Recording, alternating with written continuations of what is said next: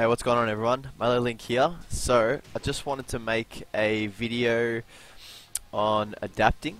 So, basically what I wanted to talk about was pretty much watching what your opponent does and learning how to deal with it in the quickest way possible so that you can win.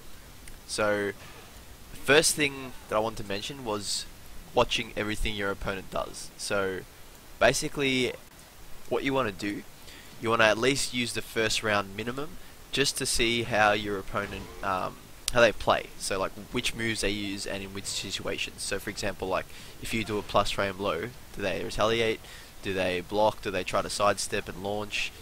It's all like, all the info is right there, you know what I mean? Like, I was listening to a podcast and even JDCR was saying that some pros even said they give 2 rounds in a tournament just to find out what the opponent's going to do and how they like to play, so then they can put that all into action in the last 3 rounds.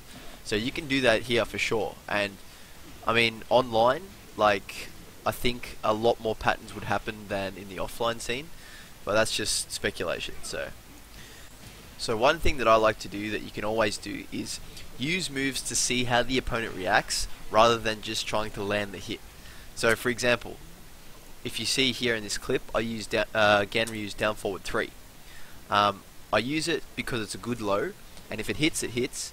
But the main important thing that I'm trying to get out of it is seeing how my opponent reacts. So as you can see here, I use 1, and instantly the Leroy does a while standing 1.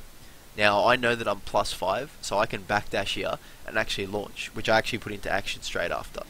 So that's another part of adapting as well. You got to choose when to cash in. So you could work out somebody's habit in the first round, and then maybe not punish it right till the end when you really need it. So if I was losing then, if it was 2 rounds all, and I had a quarter left and the opponent had full health, I could use that then because I know how he's going to react just based on his play, and maybe get a big launch and then have a comeback and win. That being said, there's also obviously infinite layers of Yomi, and there's like, they could be playing like that on purpose just to see if you will react and then they'll change it. But in this situation, in this certain case, this guy obviously responds like that just out of habit, and I was able to punish him for it. Another thing that I like to do as well, mainly with counter hits, is to check the opponent's timing. So a lot of people online they'll press a certain amount of buttons, then they'll block. So like their turn's over, it's your turn, and if you don't press a button within a certain time frame, they'll start their offense again. So what I like to do is let them attack, and then when they're blocking, wait maybe 1-2 seconds and see if I can get a counter hit. If they're just blocking, that means I didn't wait long enough. If they hit me first again, it means I waited too long. So it's a good indication of when they're going to attack, and if you can get that timing down, that's a super important key of bringing the game back and winning your matches. So then this brings me on to my next factor, which is autopilot. So if you're not familiar with autopilot, it's when players do a sequence of moves in a row out of habit. And this is actually a huge factor you can capitalize on. So for example, like they may do a 1-2 into a low, or it could be more convoluted than that, like 1-2 down forward 1 down forward 1 and then a low. Whatever it is, they're used to doing it over repetition of play.